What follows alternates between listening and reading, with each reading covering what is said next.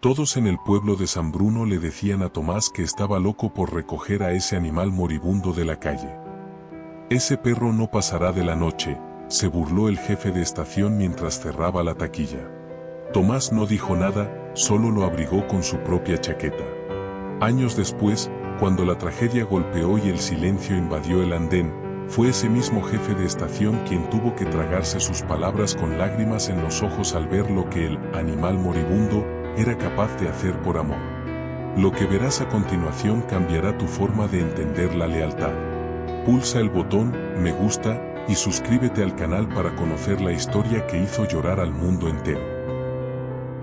El tiempo en la casa de Tomás no se medía en horas ni en minutos, sino en el rítmico y constante tic-tac de 300 relojes que colgaban de las paredes, se apilaban en las estanterías y abarrotaban su mesa de trabajo.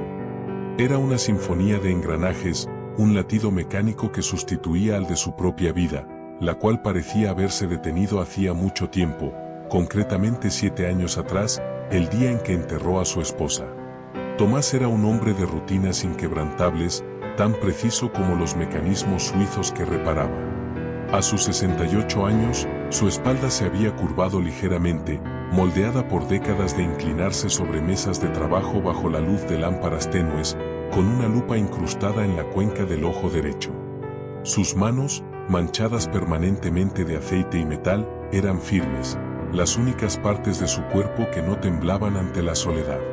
San Bruno, el pueblo costero donde residía, era un lugar donde la humedad salina oxidaba todo lo que no se cuidaba, desde las verjas de hierro hasta las esperanzas de sus habitantes. Era un lugar gris, de cielos perpetuamente encapotados y trenes que pasaban de largo hacia ciudades más importantes. Aquella tarde de noviembre no era diferente a las demás, al menos en apariencia. La lluvia golpeaba los cristales del taller con una insistencia monótona, distorsionando la vista de la calle empedrada. Tomás ajustó el muelle real de un reloj de bolsillo del siglo XIX. Clic. El sonido fue satisfactorio. El mecanismo volvió a la vida, un corazón de latón latiendo de nuevo. Tomás suspiró, dejando la herramienta sobre el tapete de terciopelo verde. Había devuelto la vida al objeto, pero al levantar la vista y mirar alrededor de su casa vacía, sintió ese peso familiar en el pecho, esa gravedad opresiva del silencio que ni siquiera el ruido de 300 relojes lograba ocultar. «Ya son las 4:30», murmuró para sí mismo, su voz sonando extraña y ronca por el desuso. Era hora de su caminata. No importaba la lluvia, ni el viento del norte que cortaba la cara. La rutina era el andamio que sostenía su existencia. Si dejaba de hacer una sola cosa, sentía que todo el edificio de su vida se derrumbaría. Se puso su vieja gabardina beige, tomó el paraguas negro con mango de madera y salió a la intemperie. El aire olía a mar y a carbón. Las calles de San Bruno estaban desiertas. La gente normal se refugiaba en sus casas, con tazas de café caliente y televisores encendidos, pero Tomás caminaba con paso metódico hacia la zona más deprimida del pueblo, cerca de los viejos almacenes portuarios abandonados. No sabía por qué elegía esa ruta. Quizás porque la desolación de los edificios vacíos resonaba con la suya propia. Fue entonces cuando lo oyó. No era un ladrido. Era un sonido mucho más patético, un gemido agudo y quebrado que apenas se distinguía del silbido del viento entre las grietas de los muros.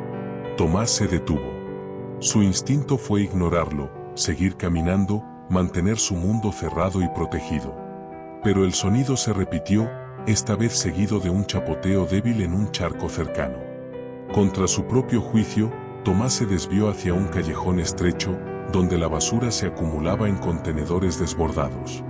Allí, entre una caja de cartón deshecha por el agua y una bolsa de plástico negra, había algo. Al principio parecía un trapo sucio, un montón de barro y pelo enmarañado. Tomás se acercó con cautela, usando la punta de su paraguas para mover ligeramente la caja. El trapo se movió. 2 ojos se abrieron. Eran ojos de un color ámbar profundo, pero estaban velados por el dolor y la infección. El animal era apenas un cachorro, aunque era difícil determinar su raza o edad exacta debido a su estado lamentable. Estaba esquelético, Sus costillas marcaban surcos profundos bajo una piel llena de heridas y parásitos. Una de sus patas traseras colgaba en un ángulo antinatural. El cachorro no intentó huir, no tenía fuerzas. Simplemente miró a Tomás. No hubo gruñidos, ni miedo. Solo una resignación absoluta, como si aquel pequeño ser ya hubiera aceptado que ese callejón frío y húmedo sería su final. Tomás sintió un escalofrío que no tenía nada que ver con la lluvia. Esa mirada. Conocía esa mirada. Era la misma que veía en el espejo todas las mañanas. La mirada de alguien que espera el final porque ya no hay nada más que esperar. No deberías estar aquí, dijo Tomás, sintiéndose ridículo por hablarle a un perro moribundo. El cachorro cerró los ojos y dejó caer la cabeza sobre el asfalto mojado, exhalando un suspiro tembloroso que levantó una pequeña nube de vapor. Iba a morir. Allí mismo, en los próximos minutos. Y Tomás, el hombre que podía arreglar cualquier mecanismo roto, el hombre que podía hacer que el tiempo retrocediera en un reloj antiguo, se quedó paralizado. Déjalo, susurró una voz en su cabeza. Es solo un animal. Te traerá problemas. Manchará tu casa. Se morirá de todos modos y tendrás que enterrarlo. No necesitas más muerte en tu vida. Tomás dio media vuelta. Dio 2 pasos para alejarse. Su mano apretó el mango del paraguas con tanta fuerza que los nudillos se le pusieron blancos. El tic-tac de su reloj de pulsera parecía martillear en su oído. 1 segundo. 2 segundos. El recuerdo de los ojos ámbar lo detuvo en seco. No eran ojos de animal, eran ojos de súplica silenciosa. Con un gruñido de frustración, maldiciendo su propia debilidad, Tomás se dio la vuelta. Se agachó en el barro, ignorando el dolor en sus rodillas y la suciedad que manchaba sus pantalones de vestir. Dejó el paraguas a un lado, dejando que la lluvia lo empapara, y extendió las manos hacia el bulto tembloroso. Al tocarlo, el perro se tensó, esperando un golpe. Cuando sintió el calor de las manos humanas, soltó un quejido bajo. Tomás lo levantó con una delicadeza que no sabía que poseía. El animal no pesaba nada, era puro hueso y miseria. Lo pegó contra su pecho, cubriéndolo con la gabardina para protegerlo del viento helado. El olor era atroz, una mezcla de enfermedad, basura y lluvia, pero Tomás no se apartó. Vamos, dijo, su voz más firme ahora. Vamos a ver si tienes arreglo.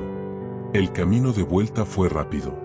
Tomás caminaba con una urgencia nueva, sintiendo el débil latido del corazón del perro contra el suyo. Al entrar en su casa, el calor del taller los golpeó. El sonido de los 300 relojes pareció cambiar de ritmo, como si dieran la bienvenida a un nuevo componente en la maquinaria de la casa. Tomás depositó al animal sobre una mesa vieja en la cocina. Buscó toallas limpias, agua tibia y un poco de leche. Durante las siguientes horas, el relojero trabajó con la misma paciencia infinita que dedicaba a sus mecanismos más complejos. Limpió el barro, desinfectó las heridas, entablilló la pata rota con palitos de madera y vendas. Cuando terminó, la noche ya había caído por completo sobre San Bruno. El perro, ahora limpio y seco, revelaba un pelaje de color miel, áspero pero con potencial. Estaba envuelto en una manta de lana, dormido profundamente por el agotamiento. Tomás se sentó en una silla frente a él, observando cómo el pequeño pecho subía y bajaba. Por primera vez en 7 años, el silencio de la casa no era opresivo. Había otra respiración allí. Había otra vida luchando por persistir. Si sobrevives a esta noche, susurró Tomás, tomando un sorbo de té frío, te llamaré Bruno. Por San Bruno. Porque solo un santo podría haberte mantenido vivo hasta hoy. El perro, como si lo hubiera escuchado en sueños, movió ligeramente la cola, un solo golpe suave contra la mesa. Tap. Tomás sonrió. Fue una sonrisa pequeña, oxidada, pero genuina. Fuera, la lluvia seguía cayendo, pero dentro, el tiempo había empezado a moverse de nuevo. La tormenta que había estado amenazando San Bruno durante toda la tarde finalmente rompió con la violencia de una maldición antigua. No fue una lluvia gradual, sino un desplome del cielo. El viento del norte, cargado de salitre y furia, golpeó las contraventanas del taller de relojería con tal fuerza que los 300 relojes de la pared parecieron estremecerse al unísono, perdiendo por una fracción de segundo su sincronía perfecta. Dentro, la luz parpadeó una, dos veces, y luego murió, sumiendo la casa en una penumbra grisácea, apenas rota por los relámpagos que destellaban a través de las cortinas raídas. Tomás se quedó inmóvil en la oscuridad de la cocina. Delante de él, sobre la mesa de madera vieja, yacía el bulto. Así era como su mente, temerosa de encariñarse, había decidido catalogar al perro, un bulto de huesos, pelo y miseria. A pesar del baño y de haberle entablillado la pata con 2 varillas de madera de olivo y gaza limpia, el animal no parecía un perro de verdad. Parecía un descarte, algo que la marea había escupido y que la ciudad había olvidado recoger. El perro no se movía. Su respiración era superficial, un estertor rítmico y húmedo que sonaba dolorosamente fuerte en el silencio repentino de la casa sin electricidad. ¿En qué demonios estabas pensando, Tomás?, se reprochó en voz alta. Su voz rebotó en los azulejos fríos. Se pasó una mano por la cara, sintiendo la barba de 3 días y el cansancio acumulado de años. Había roto su regla de oro, no involucrarse. Durante 7 años, desde la muerte de Elena, Tomás había perfeccionado el arte de ser invisible, de no tocar nada que pudiera romperse, de no amar nada que pudiera morir. Y ahora, en medio de una tormenta eléctrica, tenía la muerte encima de la mesa de su cocina, envuelta en una toalla amarilla. Un trueno hizo vibrar el suelo. El perro soltó un gemido agudo y su cuerpo comenzó a convulsionar. No eran temblores de frío. Eran espasmos violentos. Los ojos del animal se abrieron, pero no veían nada. Estaban en blanco, perdidos en la fiebre. El bulto se sacudía, golpeando la madera de la mesa con sus huesos prominentes. El instinto de Tomás fue retroceder. El miedo a la pérdida, ese viejo enemigo que vivía en su estómago, se despertó rugiendo. Se va a morir. Se va a morir aquí mismo y tendrás que cargar con otro cadáver. Pero entonces, vio la pata entablillada golpeando inútilmente contra la mesa. Vio la fragilidad absoluta de esa vida que luchaba sola contra la oscuridad. Y algo en el mecanismo oxidado del corazón de Tomás hizo clic. No, gruñó, una orden dirigida más a la muerte que al perro. No hoy. Tomás se movió con una rapidez que desmentía su edad. Buscó a tientas en los cajones hasta encontrar una caja de cerillas y encendió una vieja lámpara de queroseno. La luz dorada y vacilante inundó la cocina, creando sombras largas y danzantes. Corrió hacia el armario donde guardaba sus herramientas de precisión y sacó un cuentagotas de vidrio que solía usar para aplicar aceite en los engranajes más delicados. Lo lavó frenéticamente en el fregadero. Calentó un poco de leche con azúcar y una pizca de sal en un cazo pequeño sobre el hornillo de gas, probando la temperatura en su propia muñeca con la obsesión de un científico. Estaba tibia. Perfecta. Volvió a la mesa. El perro seguía convulsionando, aunque con menos fuerza, como si la energía se le estuviera agotando. Tomás dejó el cuentagotas y, sin pensarlo 2 veces, se desabrochó la camisa de franela. Tomó al animal, que ardía en fiebre, y lo pegó directamente contra su piel, cubriéndolo luego con su propia ropa y la manta de lana. Se sentó en la vieja mecedora de mimbre junto a la estufa apagada. Con una mano sostenía el cuerpo rígido del perro contra su pecho para transferirle su calor corporal, con la otra, acercaba el cuentagotas a la boca del animal. «Vamos, pequeño. Bebe», susurró. El perro tenía las mandíbulas cerradas con fuerza. Tomás tuvo que usar sus dedos, esos dedos expertos en manipular resortes microscópicos, para abrir suavemente el hocico del animal. Dejó caer una gota.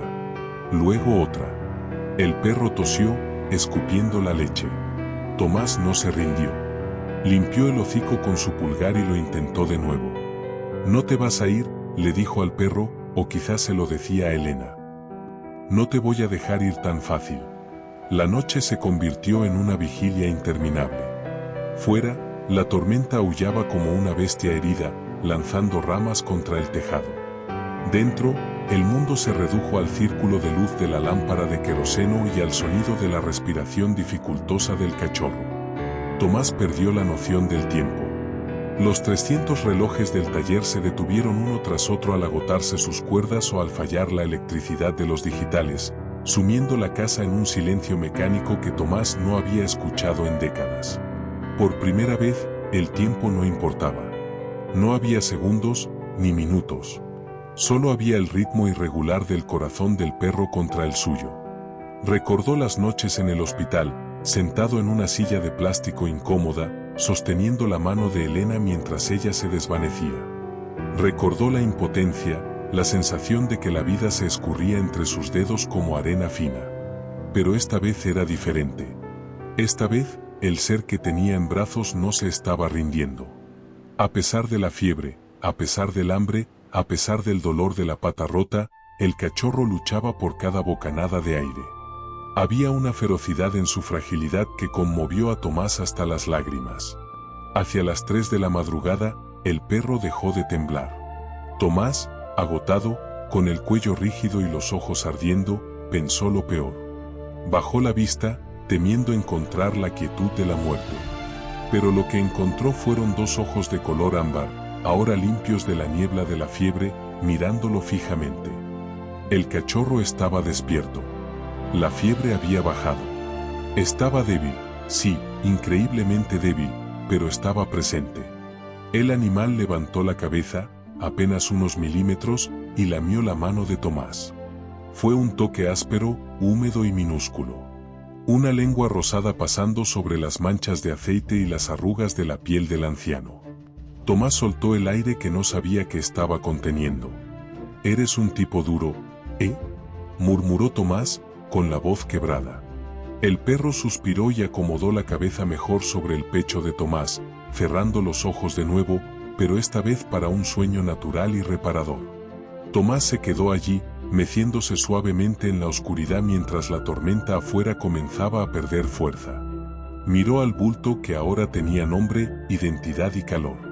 Se dio cuenta de que, en algún momento de esa noche fatal, mientras intentaba salvar al perro, el frío que había habitado en su propio pecho durante 7 años había comenzado a disiparse. La tormenta pasó.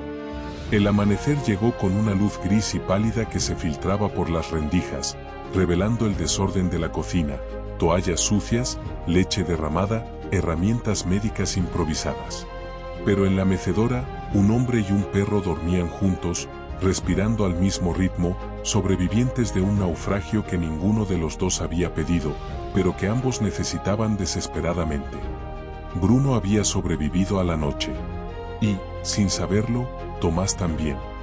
Aquí tienes el capítulo 3, manteniendo la extensión, la profundidad emocional y el estilo literario solicitados. Capítulo 3, Aprendiendo a vivir. La mañana siguiente al rescate no trajo consigo una epifanía mágica ni una transformación instantánea de la felicidad doméstica. Trajo, en cambio, el caos absoluto a un ecosistema que había permanecido inalterado durante 7 años. Tomás despertó con un dolor agudo en el cuello, producto de haber dormido en la mecedora de mimbre, y con un olor acre invadiendo sus fosas nasales. Al abrir los ojos, la romántica imagen de la noche anterior, el hombre y el perro sobreviviendo juntos a la tormenta, se desvaneció ante la cruda realidad de la luz del día. La cocina era un desastre. Había leche seca en el suelo, toallas manchadas de barro y sangre coagulada, y, lo más alarmante, el cachorro no estaba en la silla. ¿Dónde te has metido?, gruñó Tomás, poniéndose las gafas con manos torpes. Lo encontró bajo la mesa del comedor, temblando. El animal había intentado caminar, pero su pata entablillada y su debilidad extrema lo habían hecho colapsar sobre la alfombra persa, donde ahora brillaba una mancha oscura y húmeda de orina. Tomás miró la alfombra. Era una de las pocas cosas que Elena había elegido personalmente, un recuerdo tejido en lana roja y azul. Sintió una punzada de irritación, esa vieja ira de viejo solitario cuando su orden es perturbado. «Maldita sea», masculló.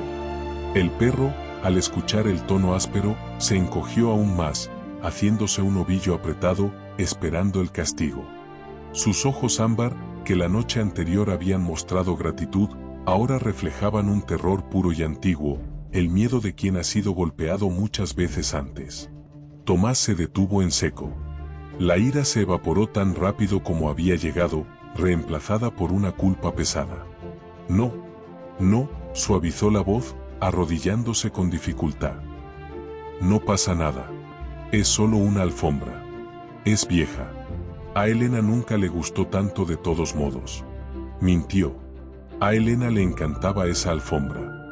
Pero en ese momento, la prioridad era reconstruir la confianza rota de aquel ser diminuto. Los días siguientes fueron una prueba de resistencia para ambos. La adaptación no fue poética, fue sucia, ruidosa y agotadora. Bruno, como Tomás decidió llamarlo definitivamente, aunque el perro aún no respondía al nombre, era un paciente difícil. Tenía pesadillas. Aullaba en sueños con un sonido desgarrador que despertaba a Tomás a las 3 de la mañana. Se negaba a comer si Tomás lo miraba directamente, obligando al relojero a fingir que leía el periódico mientras observaba por el rabillo del ojo cómo el animal devoraba el arroz con pollo hervido. La casa de Tomás, que siempre había funcionado con la precisión de un cronómetro suizo, ahora tenía un elemento impredecible. Los horarios se rompieron.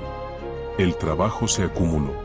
Tomás se encontraba a sí mismo limpiando desastres, cambiando vendas y hablando solo, o más bien, hablándole al perro, con una frecuencia alarmante. «¿Te pareces a ese reloj de cuco de la señora García?», le dijo Tomás una tarde, mientras intentaba convencer a Bruno de que tomara un antibiótico escondido en un trozo de jamón. Ruidoso, impredecible y costoso de arreglar. Pero, poco a poco, entre el caos, algo nuevo comenzó a germinar. Tomás descubrió que la presencia de Bruno llenaba los vacíos de la casa que él ni siquiera sabía que existían. El sonido de las uñas del perro sobre la madera, un clac clac clac irregular debido a la cojera, se convirtió en un contrapunto al tic-tac de los relojes. Dejó de ser ruido para convertirse en compañía. El verdadero punto de inflexión llegó a la segunda semana. Tomás estaba en su taller, inclinado sobre un mecanismo particularmente complejo de un reloj de pared del siglo XVIII. Necesitaba concentración absoluta. Había dejado a Bruno en la cocina, con la puerta cerrada para evitar distracciones. Llevaba 10 minutos trabajando cuando sintió una incomodidad, una sensación de que algo faltaba. El silencio de la casa, que antes era su santuario, ahora le resultaba insoportable. Le faltaba el ritmo de la respiración del perro. Con un suspiro de derrota, Tomás se levantó y abrió la puerta. Bruno estaba sentado justo al otro lado, esperando. No había ladrado ni rascado la puerta. Simplemente se había sentado allí, con la paciencia de una estatua, esperando a que Tomás volviera. Al ver la puerta abierta, el perro no corrió ni saltó.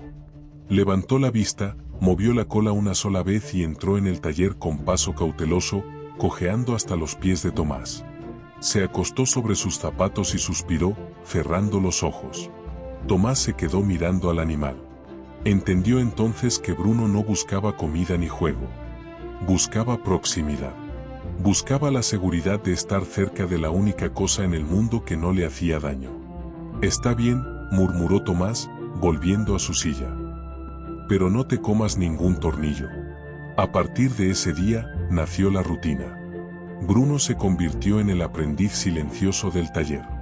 Pasaba horas observando a Tomás trabajar, hipnotizado por el movimiento de las manos del relojero. Tomás, a su vez, empezó a explicarle el funcionamiento de los mecanismos. ¿Ves esto, Bruno? Es el escape. Es lo que regula el tiempo. Si esto falla, todo corre demasiado rápido o se detiene. Como la vida misma. La curación física de Bruno avanzaba. La pata soldó, aunque le quedó una ligera cojera permanente que le daba un andar característico, un balanceo rítmico. Su pelaje, antes opaco y sarnoso, comenzó a brillar con un tono miel dorado gracias a la buena alimentación y los cepillados nocturnos que Tomás realizaba con devoción casi religiosa. Pero el hito final de su adaptación ocurrió una tarde gris de diciembre. Eran las 4:45 de la tarde. Tomás se levantó, se estiró haciendo crujir su espalda y miró por la ventana. La lluvia había cesado. Era hora de ir a la oficina de correos cerca de la estación para recoger un paquete de piezas importadas. Tomás se puso su gabardina beige. Bruno, que dormitaba en su rincón, levantó la cabeza. «Quédate aquí, chico», dijo Tomás. Pero cuando abrió la puerta de la calle, Bruno se levantó. A pesar de su cojera, caminó hasta la puerta y se plantó en el umbral, bloqueando el paso. Miró a Tomás con una determinación ferocidad en sus ojos ámbar. «No me dejes», decían esos ojos. «No vuelvas a desaparecer». Tomás intentó empujarlo suavemente hacia adentro, pero el perro era un bloque de granito. No gruñía, simplemente se negaba a ser dejado atrás. Tomás suspiró, derrotado por segunda vez, pero secretamente complacido. «Está bien, pero tendrás que comportarte». Buscó una cuerda vieja en el cajón, aún no había comprado una correa, y la ató suavemente al cuello del perro. Salieron juntos a la calle. El aire frío golpeó sus rostros. Tomás caminaba despacio, ajustando su paso al ritmo cojo de Bruno. Al principio, el perro estaba nervioso, asustado por los coches y los ruidos, pegándose a la pierna de Tomás como una sombra física. Pero a medida que avanzaban, ganando confianza, el miedo dio paso a la curiosidad. Llegaron a la estación de tren justo cuando el reloj de la torre marcaba las 5 de la tarde. Un tren de cercanías llegaba, soltando vapor y chirriando frenos. La gente bajaba, apresurada y anónima. Bruno se sentó junto a Tomás en el andén, observando el flujo de personas con una atención solemne.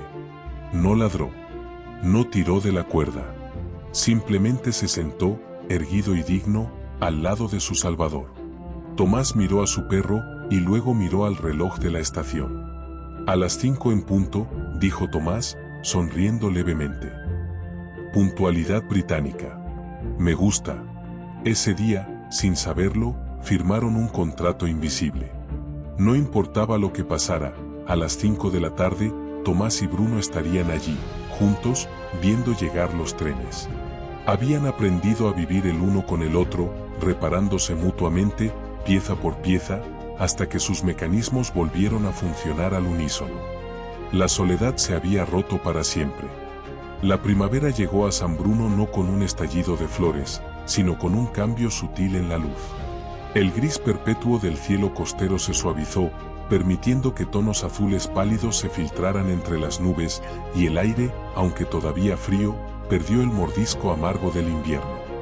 En la casa del relojero, el tiempo había adquirido una nueva dimensión.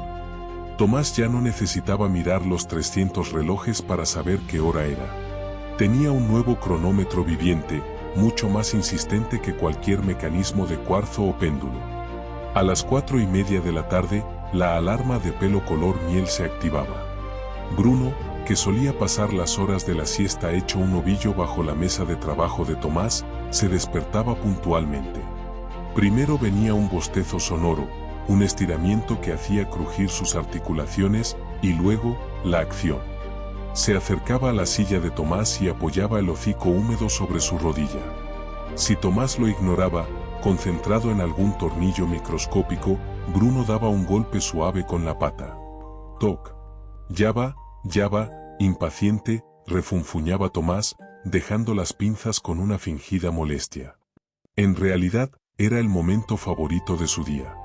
Ese día de abril, sin embargo, la rutina tenía un elemento nuevo. Tomás abrió el cajón superior de su escritorio y sacó algo que había comprado en secreto en la mercería del pueblo. Hasta entonces, había estado usando una vieja cuerda de tender la ropa para sujetar a Bruno cuando salía. Pero aquello era indigno. Un perro con nombre, un perro que tenía un hogar, necesitaba algo mejor. Era un collar de cuero rojo. Robusto, de buena calidad, con una hebilla de latón que Tomás había pulido hasta que brillaba. Bruno observó el objeto con curiosidad, inclinando la cabeza. Cuando Tomás se arrodilló y se lo abrochó alrededor del cuello, el perro no se resistió. Se sacudió ligeramente, extrañado por el peso nuevo, y luego miró a Tomás. El cuero rojo destacaba vibrantemente contra su pelaje dorado. Ahora sí, dijo Tomás, sintiendo un nudo extraño en la garganta. Ahora eres oficial. El sonido metálico de la hebilla al cerrarse sonó como un compromiso definitivo. Ya no era un proyecto de rescate, era familia. Tomás enganchó una correa de cuero a juego y abrió la puerta de la calle. La caminata hacia la estación se había convertido en una danza lenta y perfectamente sincronizada. El paso de Tomás, antes rápido y eficiente, se había ralentizado permanentemente para acomodar el ritmo irregular de Bruno. La cojera del perro, secuela de aquella noche fatal, era un recordatorio constante de su fragilidad pasada. Caminaban en un compás de 3 tiempos, 2 pasos de hombre, 3 pasos de perro y un ligero balanceo de cadera. San Bruno estaba despertando de su letargo invernal. Mientras caminaban por las calles adoquinadas que bajaban hacia el puerto y la estación, Tomás notó cómo el pueblo los percibía de manera diferente.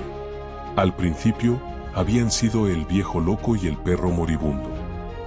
Ahora, eran una postal viviente. La señora Martí, desde la ventana de su panadería, saludó con la mano. Un par de niños que jugaban a la pelota se detuvieron para mirar el collar rojo de Bruno. El perro, que meses atrás se habría escondido aterrorizado detrás de las piernas de Tomás ante cualquier interacción humana, ahora caminaba con la cabeza alta, ignorando los estímulos externos con una dignidad estoica. Su mundo se reducía al hombre que sostenía la correa y al camino que tenían por delante. El camino de las vías no era hermoso en un sentido tradicional. Bordeaba la parte trasera de los almacenes pesqueros, donde el olor a salmuera era intenso, y cruzaba un descampado lleno de hierbajos y chatarra oxidada antes de llegar a la imponente estructura de la estación de tren. Pero para ellos, era sagrado. Era su ruta de escape de la soledad. La estación de San Bruno era un edificio de hierro y cristal de otra época, demasiado grande para la poca importancia actual del pueblo. Al acercarse, el ambiente cambiaba. El sonido del mar era reemplazado por el zumbido eléctrico de las catenarias y el olor metálico de los raíles calientes. Para Bruno, la estación era un universo sensorial abrumador. La primera vez que Tomás lo había llevado, el perro había entrado en pánico ante el silbido de una locomotora de maniobras, tratando de huir y casi tirando a Tomás al suelo. Pero hoy era diferente. Hoy tenía el collar rojo. Hoy sabía cuál era su trabajo. Al entrar en el gran vestíbulo, bajo el enorme reloj central que Tomás había ayudado a mantener durante décadas, Bruno se pegó a la pierna de su dueño. Sus orejas triangulares estaban en tensión, girando como radares, captando cada anuncio por megafonía, cada paso apresurado de los pocos viajeros. «Tranquilo, socio», murmuró Tomás, acariciando la cabeza del animal. «Solo es ruido. El ruido es señal de vida». Atravesaron el vestíbulo y salieron al andén principal, el andén número 1, donde el viento corría libre y las vías se extendían hacia el horizonte, 2 líneas plateadas que prometían otros lugares. El reloj del andén marcaba las 4:58 de la tarde. «Justo a tiempo», dijo Tomás. Caminaron hasta el extremo del andén, cerca de un viejo banco de madera desgastada donde a Tomás le gustaba sentarse. Pero no se sentaron de inmediato. La llegada del tren de las 5 requería estar de pie, como una guardia de honor. Y entonces, el suelo empezó a vibrar. Primero fue un temblor sutil bajo las suelas de los zapatos, luego un rugido creciente que venía del sur. El tren de cercanías apareció en la curva, una serpiente de metal azul y amarillo, frenando con un chirrido agudo que hizo que Bruno retrocediera un paso instintivamente. El estruendo era ensordecedor para los oídos sensibles del perro. El aire desplazado por la máquina les golpeó la cara. Era el momento de la verdad. En el pasado, el miedo habría ganado. Pero Bruno miró hacia arriba. Vio la cara de Tomás, tranquila, impasible, observando la máquina con la familiaridad del experto. Si el hombre no tenía miedo, entonces no había razón para temer. Bruno tragó saliva, tensó los músculos y, en lugar de huir, se sentó sobre sus patas traseras.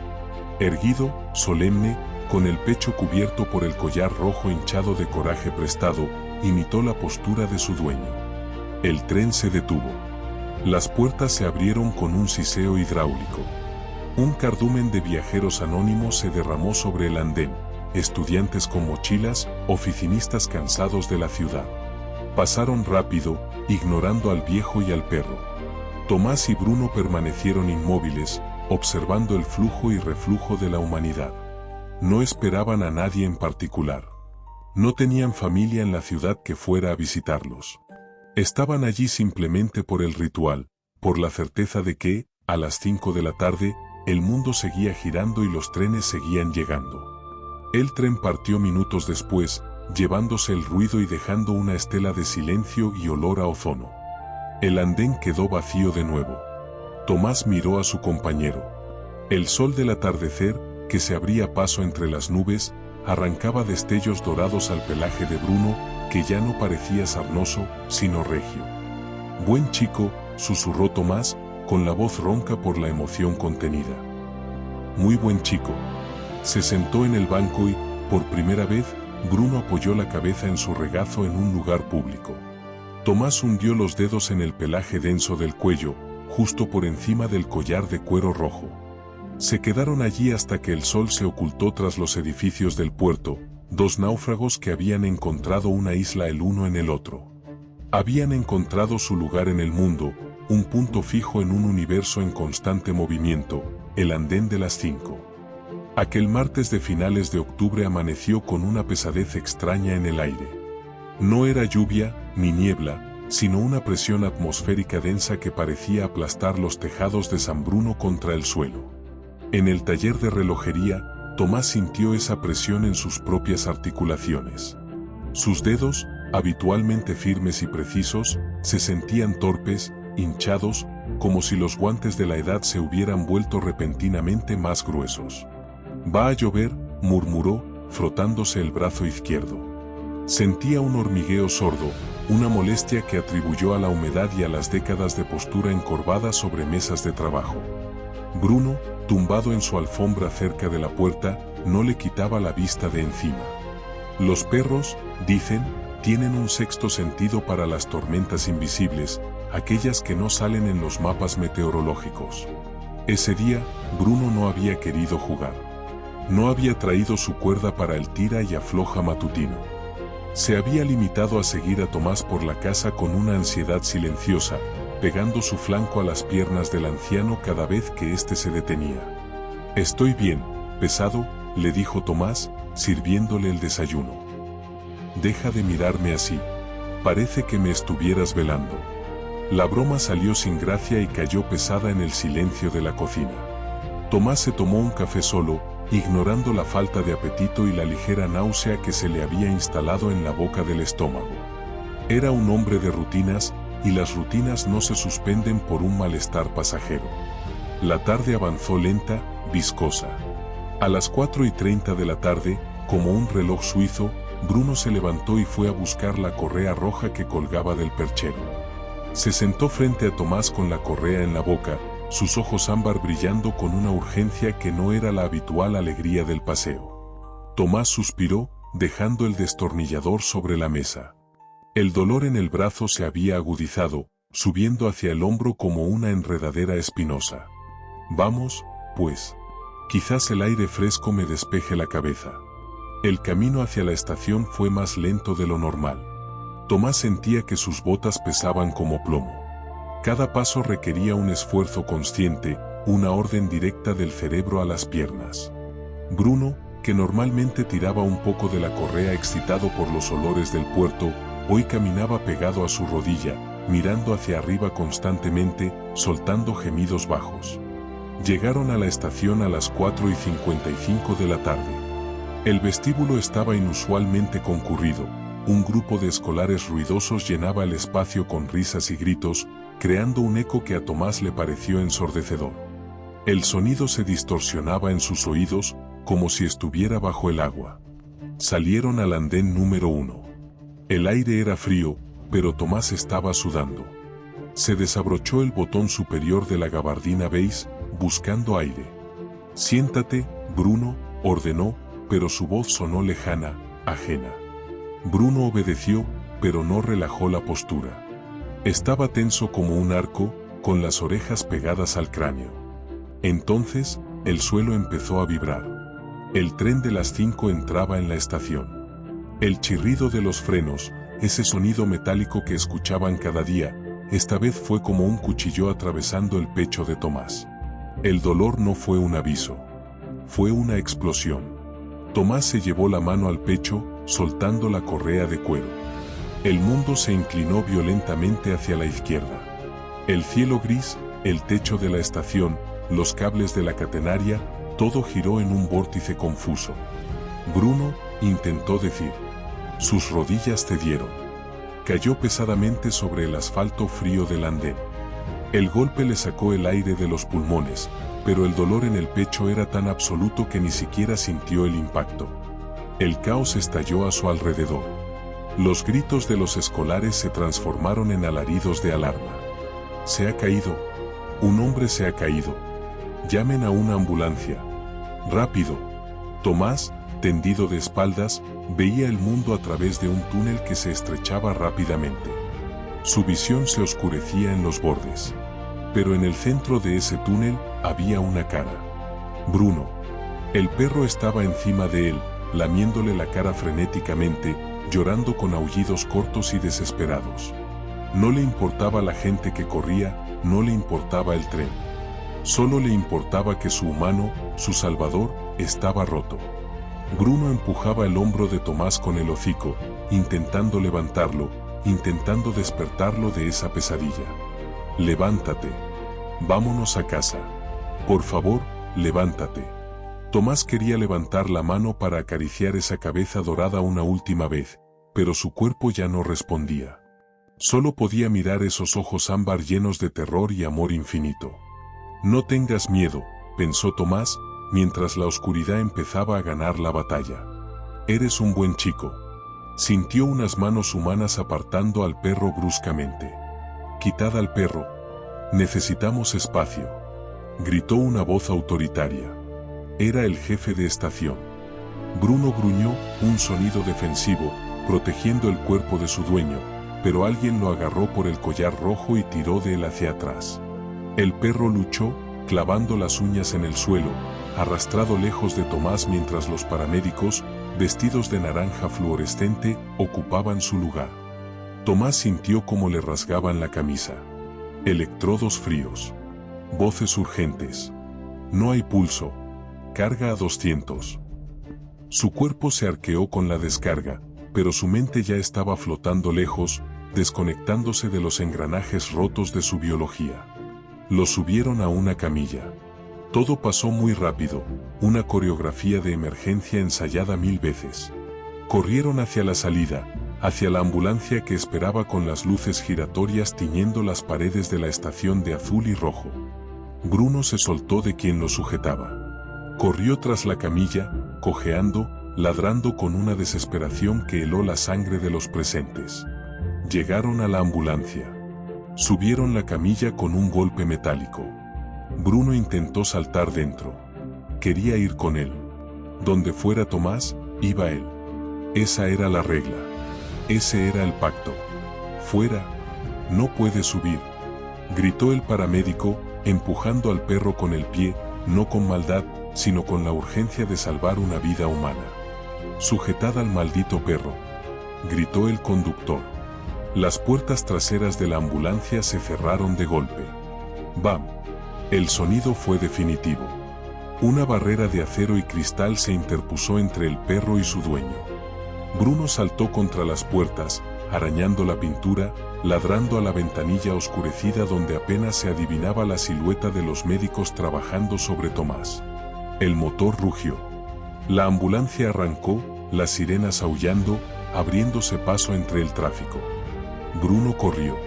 Corrió detrás del vehículo, ignorando su cojera, ignorando el dolor en sus pulmones. Sus patas golpeaban el asfalto mojado. Corrió hasta que la ambulancia dobló la esquina y aceleró hacia la carretera nacional, convirtiéndose en un punto de luz parpadeante en la distancia. Corrió hasta que su corazón amenazó con estallar y sus piernas fallaron. Se detuvo en medio de la carretera, jadeando, viendo cómo las luces rojas desaparecían en el horizonte gris. El silencio volvió a caer sobre San Bruno.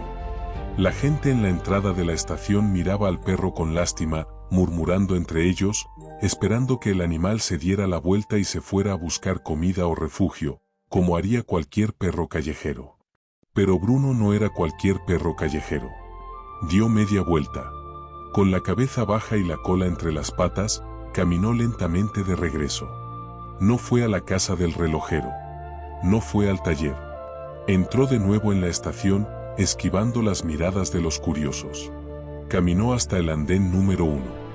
Fue hasta el punto exacto donde Tomás había caído, donde aún quedaba el rastro invisible de su olor, trágicamente, el paraguas negro que se había quedado olvidado en la confusión. Bruno se sentó junto al paraguas. Miró hacia las vías. Miró hacia la dirección por donde se había ido el tren, confundiendo en su mente animal la partida de la ambulancia con la partida de los trenes que siempre volvían. Tomás se había ido. Pero Tomás siempre volvía. Solo tenía que esperar. El sol se puso por completo. El frío de la noche caló sus huesos. El jefe de estación, al cerrar las puertas horas más tarde, vio la silueta del perro inmóvil en el andén. Iba a echarlo, como dictaba el reglamento, pero algo en la postura del animal, una dignidad trágica y absoluta, le detuvo la mano. Ya se irá cuando tenga hambre, se dijo a sí mismo, apagando las luces. Pero Bruno no se fue. Se quedó allí, en la oscuridad, sosteniendo el último billete que Tomás había validado, la promesa de un regreso que nunca ocurriría. El silencio que sigue a una sirena es, posiblemente, el sonido más fuerte del mundo. Cuando las luces rojas de la ambulancia se disolvieron en la bruma de la carretera nacional, dejando tras de sí un rastro de urgencia que ya no pertenecía a ese lugar, la estación de San Bruno volvió a su letargo habitual. El andén número 1 quedó desierto. Los curiosos, una vez satisfecho su morbo al ver la desgracia ajena, se dispersaron rápidamente, murmurando teorías sobre la salud del viejo relojero y sacudiendo la cabeza con esa falsa piedad que dura lo que tarda en llegar la hora de la cena. El viento del norte volvió a soplar, barriendo envoltorios de caramelos y hojas secas a lo largo del asfalto húmedo. En medio de esa vastedad de hormigón y hierro, quedaba un punto fijo. Un ancla de color miel y cuero rojo. Bruno no se había movido. Su respiración era agitada, el jadeo de quien ha corrido hasta el límite de sus fuerzas, pero sus patas estaban plantadas en el suelo con la rigidez de las columnas que sostenían el techo de la estación.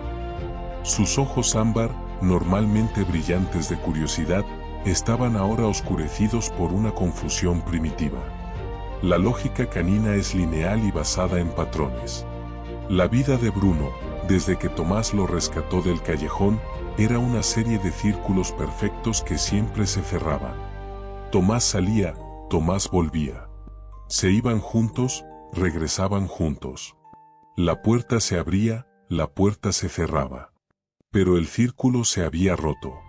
La caja de luces y ruido, la ambulancia, se había tragado a Tomás. Se lo había llevado lejos, más allá de donde el olfato de Bruno podía rastrear. Sin embargo, había una pieza del rompecabezas que todavía estaba allí, en el suelo del andén. El paraguas negro. Era un objeto simple, con el mango de madera curvada pulido por el uso constante. Había caído de la mano de Tomás en el momento del colapso. Para cualquier humano, era basura olvidada. Para Bruno, era un faro. El paraguas olía a Tomás. Olía a tabaco de pipa, a aceite de relojería y a la crema de manos que el anciano usaba en invierno. Mientras ese objeto estuviera allí, Tomás no se había ido del todo. Tomás tenía que volver a buscarlo. Tomás nunca dejaba sus cosas tiradas. El tiempo comenzó a estirarse. A las 6:30 de la tarde, llegó el tren procedente de la capital. Bruno se puso en tensión inmediatamente. Sus orejas triangulares giraron hacia el sonido de los frenos. Se levantó sobre sus 4 patas, ignorando el dolor punzante en sus almohadillas desgastadas por la carrera fallida. Su cola se movió ligeramente, un péndulo de esperanza vacilante. Es él. Tiene que ser él. Las puertas se abrieron. Bajó una mujer con un carrito de bebé. Bajaron dos hombres con monos de trabajo azules. Bajó un grupo de adolescentes riendo. Bruno escaneó cada rostro, cada par de piernas. Olfateó el aire frenéticamente, buscando ese aroma específico de metal viejo y jabón neutro. Dio un paso hacia adelante, acercándose peligrosamente al borde del andén, buscando entre los huecos de la gente. Pero el olor no estaba. El tren cerró sus puertas y partió. El andén volvió a quedar vacío. Bruno se quedó mirando las vías vacías. Un gemido bajo, casi imperceptible, escapó de su garganta. Volvió a sentarse junto al paraguas negro. Se tumbó, apoyando la barbilla sobre el mango de madera, protegiéndolo con su cuerpo. La noche cayó con el peso de una losa. La temperatura bajó drásticamente. La humedad del mar cercano se condensaba en las vigas de hierro, goteando sobre el suelo con un plic-plic monótono que a Bruno le recordaba al sonido de los relojes en el taller. Pero aquí no había calor. No había estufa. No había la voz ronca de Tomás diciendo «buen chico». A las 9 de la noche, las luces de la estación comenzaron a parpadear. Era la hora del cierre. El jefe de estación, un hombre llamado Valerio, salió de su oficina abotonándose el abrigo. Estaba cansado. Había sido un día largo y desagradable. La imagen del viejo relojero desplomándose en su andén le había dejado un mal sabor de boca. Quería irse a casa, tomar una sopa caliente y olvidar. Sus botas resonaron en el andén vacío mientras hacía la ronda final para cerrar las verjas. Fue entonces cuando lo vio. ¿Todavía estás ahí?, preguntó Valerio, deteniéndose a unos metros. El perro levantó la cabeza. No había agresividad en su mirada, solo una espera infinita. Valerio suspiró, echando vaho por la boca. Conocía las reglas. El reglamento de la compañía ferroviaria era claro: prohibida la presencia de animales vagabundos en las instalaciones fuera del horario comercial. Debía echarlo. Debía llamar a la perrera o simplemente espantarlo a patadas hacia la calle. Dio un paso hacia el perro, agitando las manos. «Venga, largo. Fuera de aquí. A casa». Bruno no se movió. Al ver al hombre acercarse con actitud dominante hacia el paraguas, el objeto sagrado, el perro mostró los dientes. No fue un ladrido histérico. Fue un gruñido profundo, tectónico, que vibró en su pecho. Su pelo del lomo se erizó. «No toques esto. Él va a volver a por esto». Valerio se detuvo. Había visto muchos perros callejeros en su vida, pero había algo en la postura de ese animal, en la fijeza de sus ojos ambarinos, que le infundió un respeto inesperado. No era un perro agresivo, era un guardia. Un centinela cuidando un tesoro invisible. El hombre miró el paraguas en el suelo. Reconoció el mango. Sabía de quién era. «Maldita sea», murmuró Valerio, pasándose la mano por el bigote. Es tozudo como su dueño. El jefe de estación miró hacia la salida, luego hacia el perro tiritando bajo la llovizna fina que empezaba a caer de nuevo, y finalmente hacia el reloj de la estación. «No te voy a obligar», dijo Valerio, rindiéndose. «Pero va a hacer frío. Y no voy a dejar las luces encendidas para ti». Valerio dio media vuelta y caminó hacia el interruptor general. Con un clac seco, las luces del andén se apagaron, dejando la estación sumida en una oscuridad casi total, solo rota por el resplandor lejano de las farolas de la calle y la luz de la luna que se filtraba entre las nubes. El sonido de la verja metálica cerrándose al final del pasillo resonó como un disparo. «Clan». Bruno se quedó solo. Completamente solo en la inmensidad de la noche. El miedo instintivo a la oscuridad, a los depredadores, a lo desconocido, intentó apoderarse de él. Quería correr. Quería volver a la casa del relojero, rascar la puerta, meterse en su cama. Pero si se iba, ¿cómo sabría Tomás dónde encontrarlo? Tomás le había dicho «siéntate» antes de caer. Y Tomás no le había dicho «vamos todavía». La orden seguía vigente. La espera no había terminado. El hambre empezó a morderle el estómago, un dolor agudo que competía con el frío. Bruno se enroscó más fuerte alrededor del paraguas. Cerró los ojos, intentando soñar con el taller, con el calor del fuego, con el olor a aceite. Cada crujido de la estructura metálica lo hacía abrir un ojo. Cada coche que pasaba lejos lo hacía levantar una oreja. Pasaron las horas. Medianoche. Las 2 de la madrugada. Las 4. El perro de San Bruno no durmió esa noche. Mantuvo su vigilia en la oscuridad, un punto de calor en un mundo frío, esperando contra toda lógica, contra toda esperanza, que el siguiente tren, o el siguiente, trajera de vuelta al hombre que le había enseñado que la vida merecía la pena ser vivida. El tren de las 5 de la tarde ya había pasado hacía mucho, pero para Bruno, el tiempo se había detenido en ese andén. Y no volvería a arrancar hasta que Tomás regresara. 3 días después de que la ambulancia se llevara a Tomás, un coche desconocido aparcó frente a la vieja casa del relojero. No era un vehículo del pueblo, era un sedán gris metalizado, limpio y moderno, con matrícula de la capital. De él bajó una mujer que caminaba con la prisa de quien tiene demasiados trámites que resolver y muy poco tiempo para sentir dolor. Era Marta, la única hija de Tomás. Marta tenía 40 años y los ojos de su padre, aunque en ella carecían de ese brillo de curiosidad infantil que Tomás había conservado hasta el final. Los suyos eran ojos de contable, pragmáticos y cansados, enmarcados por unas gafas de montura fina. Llevaba ropa negra de luto riguroso, que contrastaba duramente con la luz brillante de la mañana costera. Abrió la puerta de la casa con una llave que no había usado en años. El aire interior estaba viciado, cargado de polvo en suspensión y del olor a tiempo detenido. Lo primero que notó fue el silencio. El famoso latido de la casa, el tic-tac de los 300 relojes, se había extinguido. Sin la mano de Tomás para darles cuerda, los mecanismos se habían ido apagando uno tras otro, como velas sopladas por el viento. «Papá», susurró Marta, dejando las llaves sobre la mesa del recibidor. No lloró. Aún no. Había demasiado que hacer, el notario, el funeral, la venta de la casa. Fue entonces cuando escuchó un rasguido en la puerta del patio trasero. Marta se sobresaltó. Había olvidado el detalle del problema. El jefe de estación la había llamado para decirle que un perro estaba merodeando por el andén, un perro que supuestamente era de su padre, y que alguien había tenido que arrastrarlo de vuelta a la casa y encerrarlo en el patio para que no causara accidentes en las vías.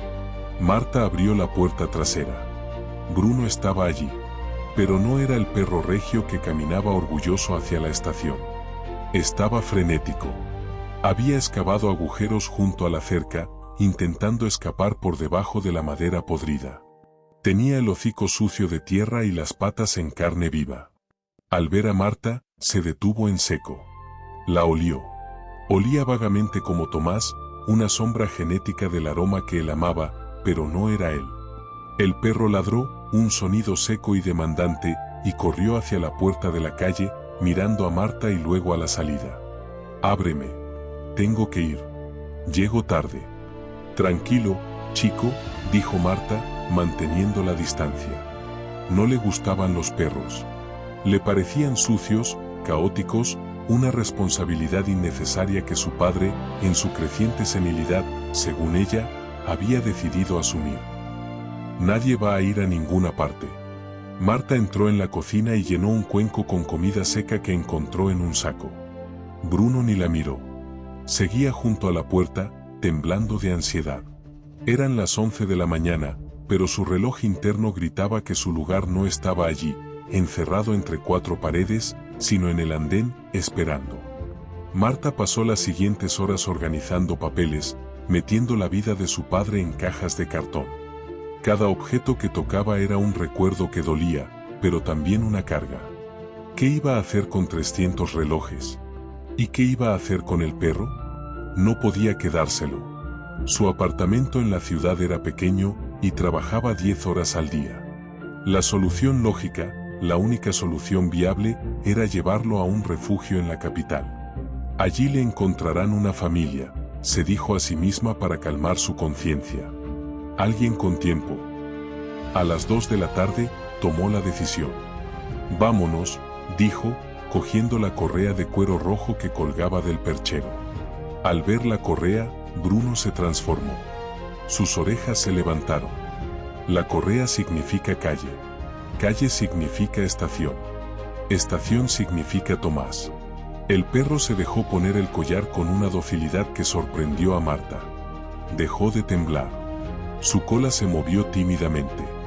Marta abrió la puerta y Bruno salió disparado, tirando de ella con una fuerza sorprendente para un animal de su tamaño. Pero en lugar de girar a la izquierda, hacia el camino de la estación, Marta tiró de la correa hacia la derecha, hacia el coche gris aparcado. Bruno se frenó en seco. Clavó las 4 patas en el suelo, bajando su centro de gravedad. «Venga, sube», ordenó Marta, abriendo la puerta trasera del coche. «Vamos, perro tonto». Bruno reculó. Miró hacia la cuesta que llevaba a la estación. Podía oír, o imaginar que oía, el silbido lejano de un tren. No, el camino es por allá. Él está allá. Marta, frustrada y con el tiempo encima, tiró con fuerza. Agarró a Bruno por el collar, forcejeando, logró empujarlo dentro del asiento trasero. El perro se resistió, lanzando mordiscos al aire, presas del pánico, pero la puerta se cerró antes de que pudiera escapar. ¡Bam! Otra puerta cerrada. Otra caja de metal que lo separaba de su misión. Marta se sentó al volante, suspirando. «Es por tu bien», dijo, mirando por el retrovisor los ojos aterrorizados del animal. «Allí estarás mejor». El coche arrancó. El paisaje familiar de San Bruno comenzó a pasar por la ventanilla a toda velocidad. La panadería, la plaza, el cruce. Cada metro que se alejaban era una tortura física para Bruno. Sentía que se estiraba un hilo invisible que lo ataba al andén, un hilo que estaba a punto de romperse. Empezó a ladrar. No eran ladridos normales, eran gritos. Arañaba el cuero de los asientos, babeando de ansiedad. «Cállate», gritó Marta, nerviosa por el tráfico y el ruido. «Basta ya».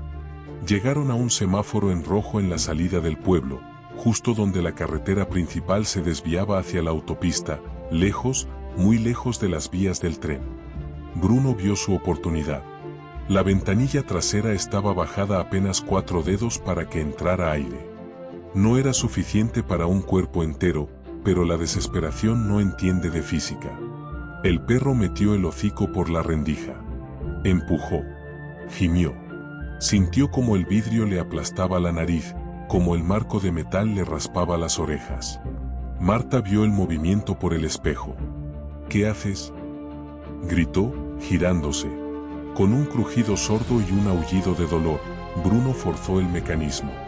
El vidrio, viejo o quizás mal cerrado, cedió unos centímetros más bajo la presión bruta de su cráneo. Fue suficiente. Bruno se impulsó hacia afuera. Su cuerpo se contorsionó, pasando primero la cabeza, luego una pata, luego el torso. Cayó sobre el asfalto caliente de la intersección con un golpe seco, rodando sobre sí mismo. «No», gritó Marta, abriendo su puerta. Pero Bruno ya estaba de pie. Tenía un corte sobre el ojo derecho y cojeaba visiblemente de su pata mala, pero no miró atrás. No miró al coche, ni a la mujer que gritaba su nombre o el nombre que creía que tenía. Bruno corrió. Corrió en dirección contraria al tráfico, esquivando un camión que tocó el claxon furiosamente. Corrió hacia el olor a salitre. Corrió hacia el sonido de las gaviotas. La correa roja, que Marta no le había quitado, colgaba de su cuello, rota por la mitad, arrastrándose por el suelo como una serpiente muerta. Marta se quedó de pie junto a su coche, con las manos en la cabeza, viendo cómo el animal desaparecía por las callejuelas del pueblo. Podría haberlo perseguido. Podría haber llamado a la policía. Pero al ver la determinación absoluta con la que ese perro corría hacia la estación, Marta sintió un escalofrío. Entendió, por primera vez, que ese animal no estaba huyendo de ella. Estaba corriendo hacia alguien. «Papá», susurró de nuevo, y esta vez, sí lloró. Bruno no paró hasta que sus patas tocaron el hormigón familiar del andén número 1. Estaba jadeando, sangrando y exhausto. pero había llegado. Se dirigió a su sitio, junto al banco de madera. El paraguas ya no estaba, el servicio de limpieza lo había tirado esa mañana, pero el sitio seguía siendo suyo. Se sentó. Miró a las vías. Eran las 3 de la tarde. Faltaban 2 horas para el tren de las 5. Bruno lamió su herida, acomodó sus patas y fijó la vista en el horizonte. Había escapado de la cárcel del confort para volver a la libertad de su prisión autoimpuesta. Y allí se quedaría. La libertad, como descubrió Bruno muy pronto, tenía un precio amargo. Haber escapado del coche de Marta y de la posibilidad de un refugio seguro no le garantizó la paz, le garantizó la guerra. La estación de tren de San Bruno, que en los días de Tomás había sido un palacio de ruidos emocionantes y olores a aventura, se transformó esa semana en una fortaleza hostil. Sin la figura protectora del relojero a su lado, Bruno dejó de ser el perro del cliente para convertirse en algo mucho más peligroso a los ojos de la administración ferroviaria, una plaga. Un problema de salubridad. Un error en el sistema. El principal agente de esta nueva realidad era Paco, el encargado de la limpieza del turno de mañana. Paco era un hombre bajo, de complexión nerviosa, con la piel curtida por el tabaco y una amargura perpetua grabada en las líneas profundas alrededor de su boca. Odiaba su trabajo. Odiaba limpiar los chicles pegados en los bancos, odiaba vaciar las papeleras desbordadas y, sobre todo, odiaba cualquier cosa que hiciera su jornada un minuto más larga. Bruno, con su pelaje soltando pelo y sus huellas de barro en el andén recién fregado, era su enemigo natural. La primera escaramuza ocurrió al amanecer del 4.º día. Bruno, agotado por una noche de vigilia intermitente, había logrado dormitar hecho un ovillo cerca de la máquina expendedora de billetes, buscando el calor residual del motor eléctrico. El golpe llegó sin previo aviso. Un chorro de agua helada y mezclada con lejía le impactó en el costado. Bruno saltó, resbalando sobre las baldosas mojadas, soltando un gañido de sorpresa y dolor al entrar el químico en contacto con sus heridas aún recientes de la fuga. «Fuera de aquí, saco de pulgas», gritó Paco, empuñando la manguera como un arma. «Largo. Esto no es un hotel». Bruno reculó, sacudiéndose el agua tóxica. Sus ojos ámbar buscaron una explicación. No entendía la agresión. Él no había hecho nada. Solo estaba esperando. Intentó rodear al hombre para volver a su puesto en el andén, pero Paco bloqueó el camino con un cepillo de cerdas duras, lanzando un golpe al aire que pasó a centímetros del hocico del perro. «Que te largues, he dicho», bramó el hombre, avanzando con violencia. Bruno, superado en número y armas, tuvo que retirarse. Salió al aparcamiento exterior, tiritando de frío y humillación. Desde allí, a través de las puertas de cristal automáticas, vio cómo Paco fregaba con saña el lugar donde él había dormido, borrando su olor, borrando su presencia. Pero el agua y la lejía no eran los únicos enemigos. Había uno más silencioso, más lento, pero mucho más letal, el hambre. Durante los primeros 2 días, la adrenalina de la pérdida y la espera había suprimido el apetito. El estómago de Bruno estaba cerrado, anudado por la ansiedad. Pero al tercer día, la biología reclamó su deuda. El hambre despertó como una bestia dentro de su vientre, arañando las paredes de su estómago con garras de fuego. Bruno comenzó a patrullar los alrededores de la estación no solo en busca de Tomás, sino en busca de cualquier cosa comestible. Aprendió rápido que las papeleras de metal eran inalcanzables para su hocico. Aprendió que la gente que comía sándwiches en los bancos reaccionaba con miedo o asco si se acercaba demasiado. «¡Ay, quita! ¡Tienes sarna!», gritó una mujer elegante, apartando su bolso de marca cuando Bruno se acercó a olisquear un trozo de croissant que había caído al suelo. No tenía sarna. Era el barro seco y las cicatrices de su aventura en la carretera, pero para el mundo civilizado, la diferencia era irrelevante. Bruno había pasado de ser una mascota amada con collar de cuero rojo a ser un paria intocable en cuestión de 72 horas. Esa tarde, el hambre lo llevó a cometer un error. Un grupo de adolescentes estaba comiendo hamburguesas en las escaleras de acceso. El olor a carne grasa y caliente golpeó a Bruno con la fuerza de un martillo. Salivando, con las piernas temblorosas por la debilidad, se acercó. No mendigó, su dignidad no se lo permitía. Simplemente se sentó a 2 metros de ellos, mirándoles fijamente, enviando una señal telepática de necesidad pura. Uno de los chicos, el más alto, se rió. Mirad al chucho. Quiere fiesta. El chico arrancó un trozo de carne de su hamburguesa y lo sostuvo en el aire. Bruno se levantó, moviendo la cola tímidamente. ¿Era posible? ¿Un amigo? El chico lanzó el trozo. Pero no lo lanzó hacia Bruno. Lo lanzó hacia las vías del tren, justo al borde del andén, riéndose. Venga, vea por él. Bruno miró la carne. Su instinto de supervivencia gritaba come, pero su instinto de protección gritaba peligro. Las vías eran territorio prohibido. Tomás nunca le dejaba bajar a las vías. El perro miró al chico, luego a la carne, y volvió a sentarse. No se movería por una sobra. No perdería su puesto ni arriesgaría su vida por una burla. «Va, qué perro más estúpido», dijo el chico, perdiendo el interés y tirando el resto de la hamburguesa a la basura, fuera del alcance de Bruno. Esa noche, la derrota fue casi total. Llovía de nuevo. Bruno, mojado, hambriento y dolorido por el químico que le irritaba la piel, se refugió bajo un alero en la zona de carga, lejos de la vista de Paco y de los pasajeros crueles. Se tumbó sobre un palé de madera roto. Cerró los ojos y trató de invocar la imagen de la cocina de Tomás. Trató de recordar el sabor del arroz con pollo, el calor de la estufa, la voz ronca diciendo su nombre. Pero los recuerdos se estaban volviendo difusos, empañados por el dolor del presente. Fue entonces cuando escuchó unos pasos suaves. No eran las botas pesadas de Paco, ni los tacones apresurados de los viajeros. Eran pasos lentos, arrastrados. Bruno abrió un ojo, sin levantar la cabeza. Delante de él había una figura pequeña. Era una anciana, una vendedora de castañas que solía ponerse en la plaza del pueblo en invierno. Llevaba un abrigo remendado y un pañuelo en la cabeza.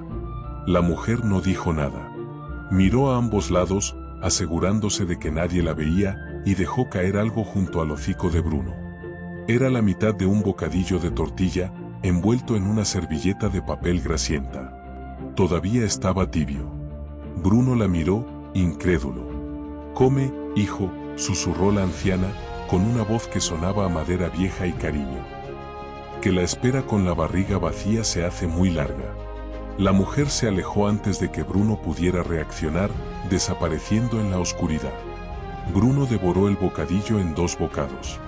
No fue suficiente para saciarlo, pero fue suficiente para encender una pequeña chispa en su interior. Alguien lo había visto. Alguien no lo había tratado como basura. Con un poco de fuerza recuperada, Bruno se levantó. Se sacudió el agua. Y, desafiando a Paco, a la lluvia y al mundo entero, volvió a caminar hacia el andén número 1. Se acostó en su sitio habitual, invisible en las sombras, y reanudó su guardia. Los enemigos podían echarlo 1000 veces. El hambre podía morderle las entrañas. Pero mientras le quedara un aliento de vida, el tren de las 5 no llegaría sin que él estuviera allí para verlo. El invierno en San Bruno no llegaba con la elegancia de los paisajes nevados de las postales navideñas. Llegaba como una enfermedad, húmedo, gris y penetrante. Era un frío que no se quedaba en la piel, sino que se filtraba a través de la ropa y el pelaje hasta alojarse en la médula de los huesos, un frío negro, como lo llamaban los pescadores del puerto. Para Bruno, que había pasado sus primeros meses de vida en la calle y luego había conocido el lujo de una estufa de leña y mantas de lana, el choque térmico fue brutal. Diciembre trajo consigo vientos del Atlántico que convertían el andén número 1 en un túnel de congelación. El techo de la estación protegía de la lluvia directa, pero no podía hacer nada contra la niebla helada que se levantaba del mar por las noches y lo cubría todo con una capa de escarcha resbaladiza.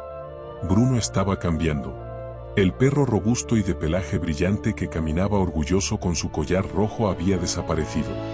En su lugar, había una criatura angulosa, donde las costillas y la columna vertebral se dibujaban bajo un pelo opaco y apelmazado por la suciedad. Su collar, antes ajustado, ahora le quedaba grande, bailando alrededor de un cuello que había perdido toda su grasa protectora. Pero lo peor no era el hambre, ni la suciedad. Lo peor era el dolor. La vieja fractura en su pata trasera, aquella que Tomás había curado con tanto esmero la primera noche, se despertó con el frío. La humedad se metía en la antigua herida como agujas de hielo. Bruno empezó a cojear visiblemente. Ya no era ese balanceo rítmico de antes, era una cojera dolorosa, arrastrada. Cada vez que se levantaba del suelo helado para revisar la llegada de un tren, tenía que morderse la lengua para no aullar. A mediados de enero, llegó la tos. Empezó como un carraspeo seco, pero pronto se convirtió en una tos profunda y cavernosa que sacudía su frágil cuerpo durante minutos enteros, dejándolo exhausto y jadeante. Una noche particularmente cruel, la temperatura bajó a 3 grados bajo cero. La estación estaba desierta. Incluso Paco, el limpiador hostil, se había refugiado en la sala de calderas, olvidándose de su guerra contra el perro por esa noche. Bruno estaba ovillado en su rincón habitual, pegado a la pared de ladrillo, intentando conservar el poco calor que le quedaba. Temblaba violentamente. Sus dientes castañeaban con un sonido rítmico, clac clac clac, que resonaba en la soledad del andén. Desde la ventana de su oficina calentita, Valerio, el jefe de estación, lo observaba. Valerio no era un hombre malvado, pero era un hombre de normas. Había intentado ignorar al perro, esperando que la naturaleza siguiera su curso. Se irá o morirá, había pensado. Pero el animal no se iba, y su negativa a morir estaba empezando a pesarle en la conciencia. Esa noche, Valerio vio cómo Bruno intentaba levantarse para beber de un charco congelado. Vio cómo las patas le fallaban y caía de costado, golpeándose la cabeza contra el suelo. El perro no se levantó de inmediato. Se quedó allí, estirado, dejando que la escarcha comenzara a cubrir su pelaje color miel, convirtiéndolo en una estatua de hielo y miseria. «Maldita sea», susurró Valerio, apagando su cigarrillo con fuerza en el cenicero. La imagen de ese animal dejándose vencer por el frío fue insoportable. Valerio se puso su abrigo, agarró una vieja manta de la compañía ferroviaria, áspera, gris y con olor a naftalina, y salió al exterior. El frío le golpeó la cara como una bofetada. Caminó rápido hacia el bulto inmóvil. Tú», dijo Valerio, su voz sonando extrañamente fuerte en el silencio. «No te mueras aquí. No quiero tener que rellenar el formulario de retirada de cadáveres mañana». Bruno abrió un ojo. Estaba velado por la fiebre. No gruñó. No tenía fuerzas para defender su posición. Simplemente miró al hombre con una indiferencia brumosa, como si ya estuviera viendo algo más allá de la estación, quizás un prado verde donde no hacía frío y donde alguien lanzaba una pelota eternamente. Valerio se agachó y, con un movimiento torpe pero decidido, echó la manta sobre el perro. El contacto de la lana seca pareció traer a Bruno de vuelta al mundo de los vivos. El perro se estremeció. Valerio dudó un momento, y luego, sacando un sándwich de jamón y queso que tenía en el bolsillo de su abrigo, su cena, lo dejó junto al hocico del animal. «Cómetelo. Y no te acostumbres», gruñó Valerio, levantándose rápidamente para no ser visto mostrando compasión. Bruno no comió de inmediato. Tardó casi 10 minutos en reunir la energía para sacar la nariz de debajo de la manta y mordisquear el pan. Pero esa manta le salvó la vida. Creó una pequeña burbuja de aire caliente alrededor de su cuerpo, permitiendo que sus pulmones descansaran de la tos por unas horas. A la mañana siguiente, cuando el primer tren de las 6 de la mañana llegó con su estruendo habitual, los pasajeros habituales esperaban ver el rincón vacío, peor aún, un cuerpo rígido. Pero lo que vieron fue un montículo de lana gris que se movía. De debajo de la manta emergió una cabeza despeinada, con los ojos legañosos y el hocico seco. Bruno se puso en pie, tambaleándose sobre sus 3 patas buenas. La manta cayó al suelo. Tosió, una sacudida brutal que casi lo tira de nuevo, pero se mantuvo firme. Caminó hasta el borde del andén. Se sentó. Y miró a las puertas del tren que se abrían. Estaba enfermo. Estaba en los huesos. Era la sombra de un perro. Pero su mirada seguía intacta. El invierno podía congelar sus músculos, podía llenar sus pulmones de líquido, pero no podía congelar su propósito. Ese día, algo cambió en la percepción de la gente. Los viajeros que lo veían a diario ya no veían a un perro callejero molesto. Veían a un sobreviviente. Veían una fuerza de voluntad que los avergonzaba en sus pequeñas quejas diarias sobre el clima o el trabajo. Bruno había sobrevivido a su primer invierno. La muerte había venido a buscarlo con dedos de hielo y él le había ladrado en la cara, diciéndole que no podía irse todavía. No sintió más. El invierno no daba tregua, pero la resistencia del cuerpo tiene un límite físico que ni la lealtad más férrea puede ignorar. La manta que Valerio le había prestado aquella noche de helada había desaparecido a la mañana siguiente, confiscada por Paco y tirada a la basura con un murmullo de asco sobre higiene pública. Bruno había vuelto al suelo desnudo. El hormigón del andén número 1 era un vampiro térmico. Absorbía cualquier vestigio de calor que el cuerpo del perro pudiera generar, devolviendo a cambio una humedad que calaba hasta los huesos. La tos de Bruno se había vuelto crónica, un sonido rasposo que acompañaba el anuncio de cada tren, tan habitual ya como el silbato del revisor. Valerio, el jefe de estación, observaba la escena desde su pecera de cristal. Valerio era un hombre que amaba el orden. Su vida se regía por horarios, reglamentos y líneas amarillas que no debían cruzarse. Durante semanas, había intentado convencerse de que el perro era un problema logístico que se resolvería solo. Se cansará, pensaba. Se irá a buscar comida a los restaurantes del puerto y no volverá. Pero el perro volvía. Siempre volvía. Esa mañana de febrero, Valerio estaba revisando unos albaranes de carga cuando vio a Paco acercarse a Bruno con la manguera, listo para su ritual diario de hostigamiento. Bruno, que estaba tumbado intentando dormir, se levantó con dificultad, preparándose para huir del chorro de agua helada. Sus patas temblaban tanto que casi se le doblan las rodillas. Algo se rompió dentro de Valerio. No fue el reglamento, fue la indiferencia. «Paco», gritó Valerio, golpeando el cristal de su oficina con los nudillos. El limpiador se detuvo, con el dedo en el gatillo de la manguera, mirando sorprendido hacia la oficina. Valerio salió, ajustándose la gorra de plato con un gesto brusco. Caminó por el andén con paso firme, sus botas negras resonando con autoridad. «Deja al perro», ordenó Valerio al llegar a su altura. Paco parpadeó, confundido. «Pero jefe, está sucio». «¿El reglamento dice?» «Sé lo que dice el maldito reglamento, yo lo escribí», le cortó Valerio, con una voz que no admitía réplica. «Pero no vas a mojar a un animal enfermo con este frío. Tira para la zona de mercancías.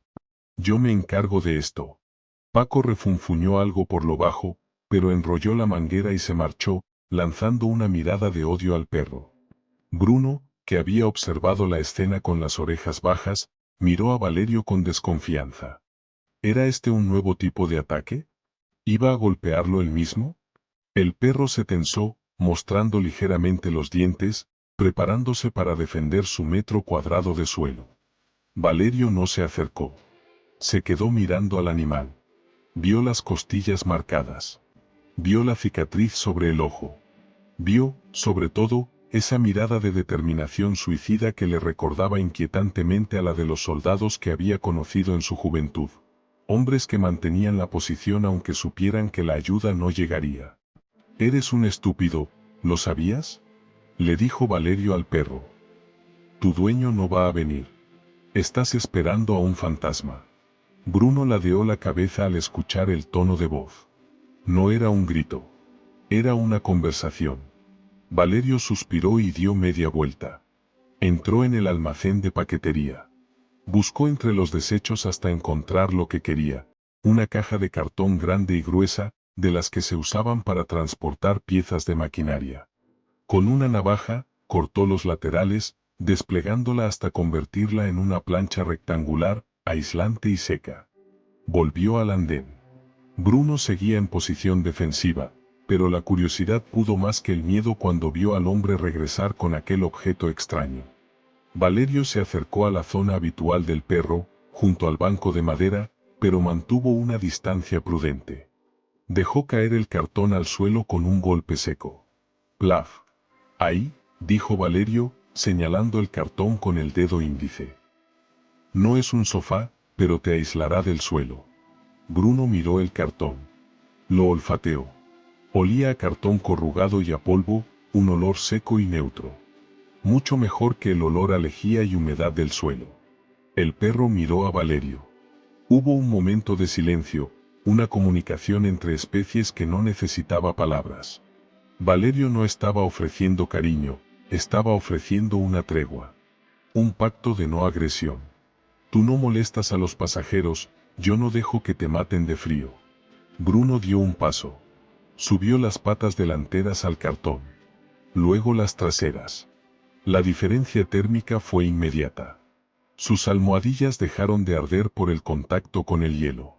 El perro dio 3 vueltas sobre sí mismo, como dictaba su instinto ancestral, y se dejó caer sobre el cartón con un suspiro profundo que pareció desinflar sus costillas. Apoyó la cabeza en sus patas y miró a Valerio, ya no con miedo, sino con un reconocimiento tranquilo. Valerio asintió, una sola vez, seco y profesional. Que conste que esto es basura que se me ha caído, dijo Valerio, mirando alrededor para asegurarse de que nadie más lo oía. Si alguien pregunta, yo no te he dado nada. El jefe de estación volvió a su oficina, sintiendo que acababa de cometer una infracción grave, al mismo tiempo, sintiendo que era la primera cosa decente que hacía en años.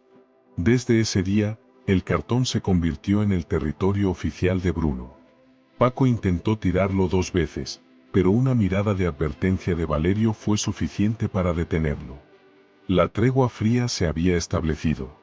Bruno tenía un lugar. Y aunque el invierno seguía mordiendo fuera, en ese pequeño rectángulo de papel prensado, la esperanza había encontrado un suelo un poco más cálido donde echar raíces. Hasta aquí, la historia de Bruno y Tomás nos ha demostrado una verdad devastadora. La lealtad no es un cuento de hadas, es una batalla física y brutal. Hemos visto a un perro renunciar al confort de un hogar cálido por el infierno helado de un andén, no por instinto animal, sino por una promesa silenciosa que nosotros, los humanos, a menudo somos incapaces de comprender. El gesto de Valerio con el cartón en el capítulo 10 no fue simple caridad, fue un acto de rendición. Fue el momento exacto en que la dura realidad tuvo que inclinarse ante la fuerza espiritual de un ser que se niega a olvidar. Cierre dramático, llamada a la acción para la parte 2. Si tu corazón dio un vuelco cuando la ambulancia partió dejando a Bruno atrás, o si sentiste el alivio en tu propia piel cuando finalmente pudo acostarse en ese pedazo de cartón, entonces ya eres parte de esta vigilia. Pero cuidado, el invierno apenas ha comenzado.